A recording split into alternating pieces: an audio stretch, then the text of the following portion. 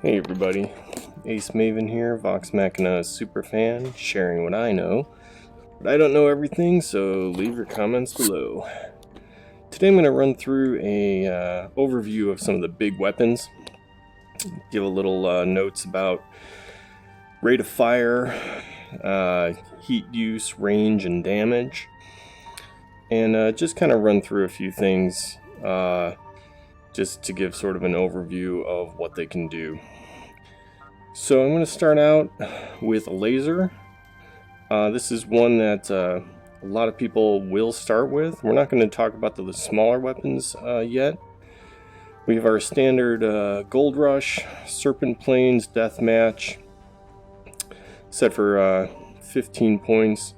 Why don't we change that to 15 minutes? Probably won't use all that, of course, but won't have to worry about points messing things up if one of the bots gets lucky or something. So we're going to go ahead and start with laser. So one of the nice things about laser is that it will follow your reticle. So as you're shooting it, it will continue to sort of just follow wherever you're aiming. Which is very easy, especially if you're just getting used to things for the first time. So you see if I'm aiming somewhere and I hit my fire button, there's a little wobble because of the way I'm walking. But if you stay pretty still, let me get settled here, and shoot, you see it will just shoot there. And if I go from one place to another, you know, it follows. So the laser is really nice in that respect. Now, the limitation of laser is the heat, so your heat over there. So say I just keep holding down my trigger and keep firing repeatedly. You see here at 3 shots I'm already sort of over half, at 4 and at 5 I'm reaching max. Now I got over critical with a half dozen shots. So if you just hold your trigger down and just keep launching away, you can overheat pretty quickly. If you're in a battle and you're really sort of shooting at people, you gotta be really careful because you want to do that. And if you have auxiliary weapons, like I've got 2 small cannon, you know, that just adds to your heat as well. But you saw the rate of fire is pretty quick. I mean, it pretty much just goes one after the other, so that's pretty nice. It follows your aim. The range, let's talk about the range before we get into damage. The range is kind of a medium short. It's sort of a medium short range. If I'm shooting at those guys way down there, it's going to do very minimal damage. So sometimes you might even see someone with in the distance. I mean, you've got people shooting lasers all over, but you see it trails off. Do you see how it trails off right about there? So and you can see that the intensity of the laser will actually drop with distance. So if I'm shooting at this guy way up here, I'm basically not doing any damage. I mean, it's basically pointless. Look at that, it's hardly even reaching him. You know, he's totally unaffected, and you can even see the beam of it as it gets out there. It's so weak that it's not going to be doing anything. So you want to shoot this. This is a fine range. You're going to be doing damage, not a whole ton, so you can't just hold your trigger down again. But, you know, a nice close range, medium short range, is really the best for this. Now here's the other thing about laser. Keep it trained on one spot if you can. Let me find a decent target here. So if you're shooting at, here's a hopper. This is a good example. If you're shooting and you're like, you know, your laser beam is all over the place like this, you're distributing damage all over that hopper. And look, nothing's even really singed off on it yet, right? So try to keep it trained on one spot. Now there, the hopper was turning. Try to keep it trained on one spot. I'll try to keep it trained on that back panel. Or a cockpit shot is a nice one too.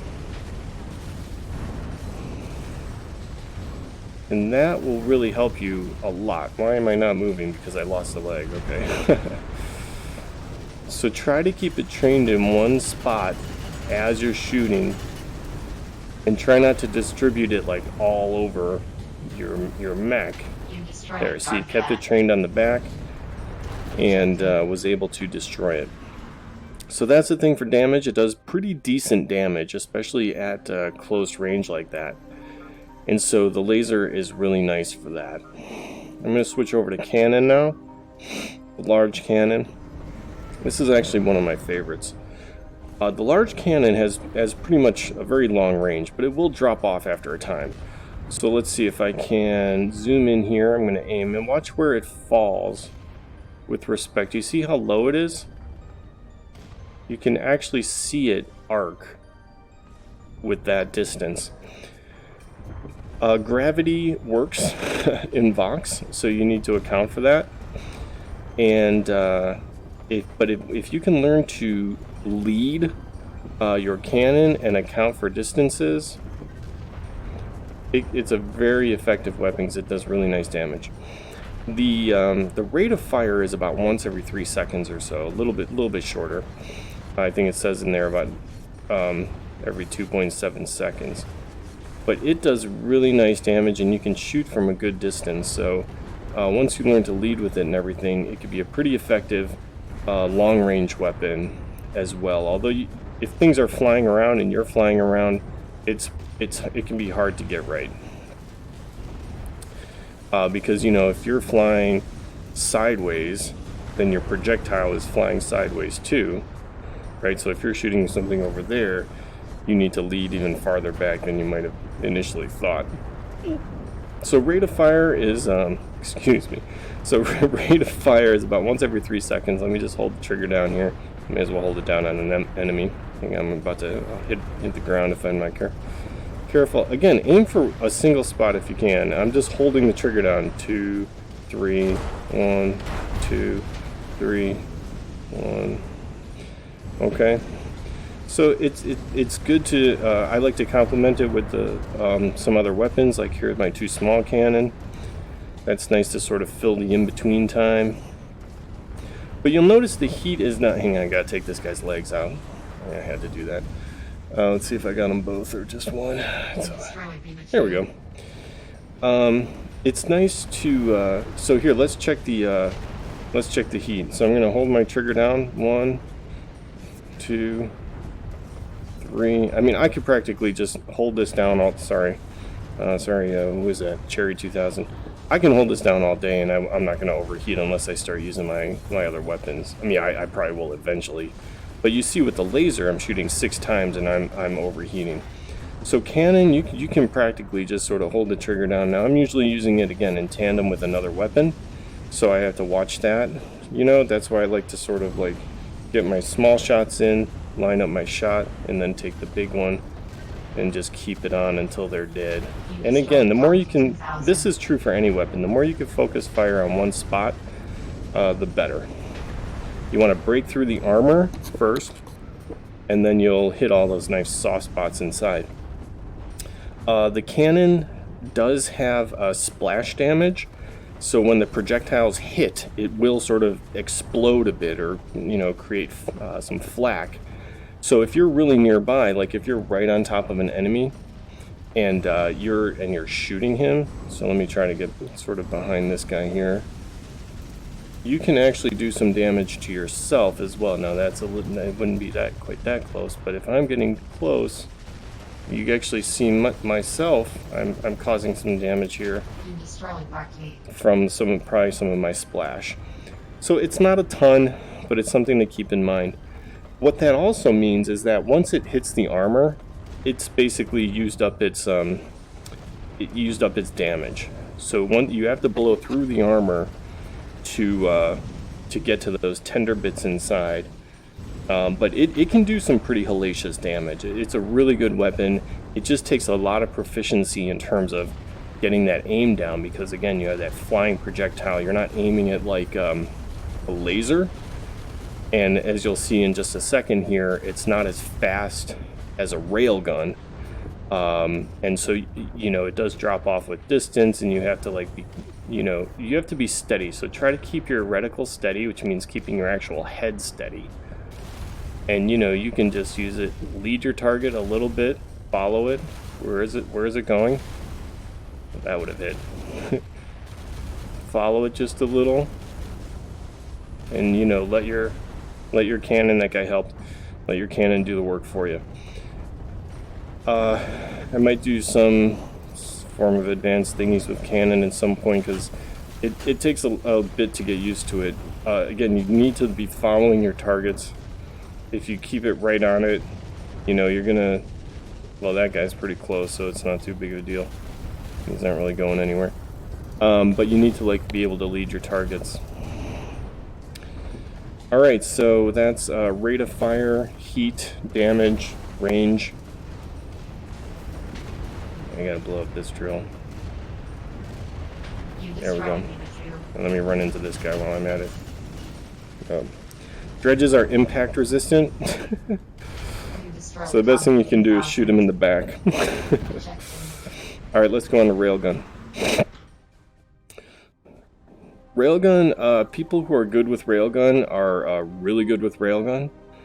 So it's a weapon that, like many of them, once you really kind of get used to it, you can do a lot with it. So Railgun, let me show this before I start going anywhere. Heat, you have to be extremely careful with Railgun and heat. So with Railgun, you actually hold your trigger down for like 2.5 seconds, and that sort of, you know, charges the Railgun, and then you let go of your trigger to fire. So you'll hear it winding up, woo, and then it'll go chink. So it'll be like woo, chink, and that's when you can fire. You want to try to fire as soon as you hear that sound if you can, and practice that, because the longer you hold your trigger, the faster your heat will build. And before you know it, you've shot like once or twice, and you're overheating. So that's no good, obviously. So let's just see what that sounds like. So here, I'll just shoot at a long distance. So just watch the heat here. Okay. 2, chunk, boom. So you see that heat reached all the way up to here before I can even shoot. So now I'm going to kind of hold it down a little bit longer. 2, charged. But you see the heat just continues to climb and climb and climb very fast. And it's not giving you any extra damage on your Railgun. Once you hit that charge, you're charged. So you want to shoot it, chunk, fire, as soon as you can. 2, 3, fire.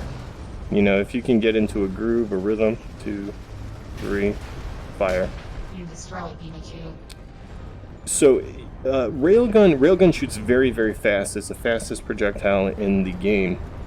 That doesn't mean that gravity does not affect it. It will still drop off with distance. It will fall. And if you're following a target, you still need to lead like a little bit. If you're this close, maybe not so much, because it is very fast. But if you're shooting at something farther than that or moving faster than that, this guy's sideways, so that doesn't help. And see now, as I mentioned before, that missed. That hit, but probably not dead on. So you do have to like still lead it a little bit, and really just get used to it. Just this is one that takes a lot of practice, because you have to be kind of very deliberate with, you know, who you're shooting and getting the timing right. Alright, so some people, what they're really good at is shooting those projectiles. See, in a gold rush, I like to be right in the thick of the action, and that's not always great with Railgun, because I mean, you're holding down the trigger, you're ramming into people, you're shooting them with your cannons and stuff. So me and Railgun, we have a love-hate relationship. But some people who are really good at it, what they're able to do really is be very patient. You know, they see their targets, they'll take the shots from a distance, and they will focus on like a single spot on your mech. And after 3 or 4 shots, if they hit your cockpit or something, or peel away some, again, get into your soft bits, you're gonna pop. So that's one thing about Railgun, actually. The projectile can pierce, actually, like, not exactly pierce, but if it blows through the armor and it does enough damage to blow through the armor, it can continue on into the mech and do damage inside the mech. So unlike the cannon, where again it's a splash damage, it sort of explodes on impact, the Railgun projectile can continue to go through. So that's heat, rate of fire. Again, you're holding down and then letting go, and you could just do that, so it's sort of every 3 seconds if you're you know, consistent about it. And it's really just one that takes some getting used to. You have to sort of know what you're shooting at. You're holding down that trigger and you're letting go, you know, pretty deliberately. So again, for me, in a gold rush, and I like to be doing stuff like that, it's not always the best weapon for me. So it's something to think about. What's your style of play? What kind of weapon do you like to use? You know, where do you like to be in the action in terms of like what weapon you're going to use, okay? So last one is Scattershot. Actually, sorry, I should say what these are. So you see the laser, high accuracy and damage at the cost of high heat. Cannon, high damage with low rate of fire. Railgun, 2.75 second charge. Release to fire, deadly accurate, high damage and armor penetration. And finally, Scattershot fires 8 pellets to deal high damage at close range. So let's move on to Scattershot. So again, Scattershot is basically... Let me see if I can extend the time here real quick. Okay, there we go. So Scattershot here, let's shoot this thing. It's like a shotgun. Boom, 8 pellets. You know, right into him. Heat is... There must be a bot pushing me. They like to be pushy. There he was. Android was eager to get into the action. The heat can actually add up pretty quickly. Here, I'm going to hold the trigger down, keep an eye on the heat. You see, it just keeps climbing and climbing and climbing and climbing, and I'm letting go. You know, and it's dropping. So the thing with Scattershot is because you do have to be at pretty close range for it to really be pretty effective. Also, it scatters.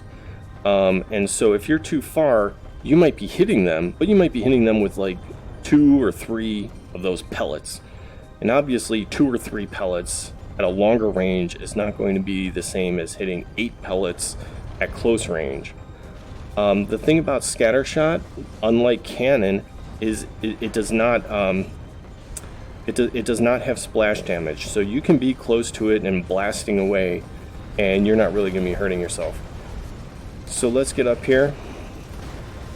Let's see how it does against this catalyst.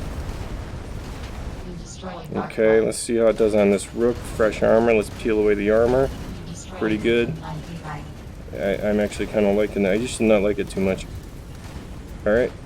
Look at my heat though. My heat is high. Okay? So you have to be careful with that. That's the thing, is like, that's what I was trying to say. Your heat can really add up. So you have to be at close range, and it still takes a few shots. It's not like just one shot, one kill by any means. It takes a few shots. So you're blasting at this guy, you turn around, you're blasting at this guy, and maybe you got 1.5, say, and you're overheating. So you need to be really careful, manage that, you know, your damage. It did shred that pretty quickly, actually. So I'm going to try to get behind this guy. Yep. Just using scatter. See, at this point, I would switch to my cannon. I'd switch to at least my small cannons to supplement it and hit that spot. I just peeled away that armor. So what I'd really want to do is use my cannon to follow up. I'm going to eject. Is use my cannon, and I would have actually shot inside there. Maybe it would have popped, maybe it wouldn't have, but I wanted to just stick with the scatter shot to show you. So the heat is like, it's medium, but the main thing about the heat is you have to manage it. Because when you're using Scattershot, you're in the thick of it, and you're just blasting away. And, you know, before you know it, you hear the alarm sounding, you're in the middle of the battle, somebody hasn't blown up yet, and you're about to overheat. So it's not so much that a single or a couple shots of Scattershot is like so hot like laser, but the way that it's used can cause you to overheat pretty quickly, and that's one of the things in the game that people, even myself of course, still have trouble managing is that heat loadout. So let's see how it does here, and a little bit more on this. Actually, it does kind of shred pretty quickly, doesn't it? That's actually pretty good. I'm starting to have second thoughts about this. Ooh, that's nice. This might be a little harder if these were real people, but you know, take what we can get. They're heat critical, you see what I mean? I am kind of causing some significant carnage here, which is nice though. But look at my heat, and I'm in the middle of like all these bad guys. Ooh. All right, let's blow that guy up. So rate of fire, actually you saw is very quick. It's just pop, pop, pop, pop, pop. So you can shoot that pretty quickly. Range short. I mean, this is a short range weapon. There is no ifs, ands, or buts about it. You're not shooting this thing at even medium short range. You need to be right up in there. And I think that covers it for that. Range, rate of fire, heat, and that's the main thing for the weapons. So I'm gonna show just one more feature here. Let's disconnect this game, and we're gonna just create kind of a new one here real quick. It should all just default to where we were, but just short of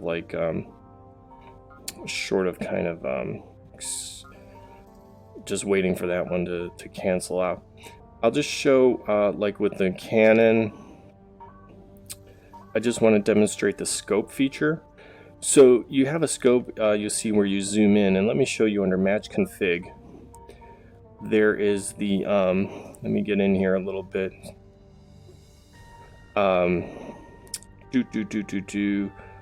What am I trying to do? I'm trying to go to, actually I'm in the wrong place here. Settings. Okay, so not match config, sorry, just in settings. There are options for aiming. So under controls and aiming, change how aiming works. Okay, so here we have VR aim mode. That's just when you're running around as usual. Here's VR scope mode. Okay, is gaze, and if you hit it, it goes to manual. And manual is where you move it with your thumbstick, at least on the Oculus. But I want to show you gaze. And what most of us players have done is actually set the scope speed very low, down to 5%. Okay, so that's the lowest scope speed you can have. So I just want to show you the gaze and the 5%, and then I'm going to show you how this works, kind of. All right. So we're going to go ahead and launch. We're back on Serpent Plains. Excuse me again. I'm burping because I just found that Doritos had released a nostalgic taco flavor, which their Taco Bell taco flavor used to be like my favorite one back in the day. So I saw this bag of like taco flavored Doritos, and I just had to buy it. And I'm sort of not eating too much junk food, but I mean I just couldn't resist getting that. Alright, so here I am out in the open. If these were real players, they would pick me off in like a heartbeat. So I'm going to bring down my scope, which is, for me, is just pressing the thumb button. And you see, I'm just moving my head, my actual head, and my reticle is following along. Okay? And because it's at that 5%, it's pretty manageable. And so you see here is a good way to sort of, you can just keep your, and this guy's like right next to me now, but you can just keep your eye on the target. Let me get out of here. Alright. You can kind of just track the target with your head, with your actual head, your real head, not your virtual head. And you know, it's pretty easy to stay on target. So this is nice. This has been especially nice with folks who use Railgun, because you know, Railgun is a good distance weapon, and you're holding down that trigger. So before you would have to like move your thumbstick and hold your trigger, and you know, be aiming when you like moving your thumbstick when you let go of your trigger. So there was kind of, you know, a lot going on. And so that's been especially nice for Railgun. But I just wanted to show kind of how that scope works. And as you can see, like if I'm looking up there, my scope will start out in that position. Okay. If I look over to the left, my scope will start in that position, and then I can always move it. And you see here, this could be fun. So this is a good thing to do sometimes offline too, is like you know, just practice your aim, practice using the different weapons, the scope, and find what works for you. You know, find your combination of mech and weapons, especially if you're just getting started. Just find one that feels comfortable, and that you can get used to. And then once you sort of get used to the controls, you kind of understand the basics of aiming and heat management and rate of fire and range. You know, then you can start experimenting a little bit more as well. But at least you have that sort of like base comfort level to start out with. So that's it for the big weapon reviews. As you can imagine, the small weapons are not really that much different. Let's pop over to the hangar. Maybe I'll just talk through those instead of giving an actual tutorial overview on them. So you see these small weapons. We got small laser, basically same thing, high accuracy and damage at cost of high heat.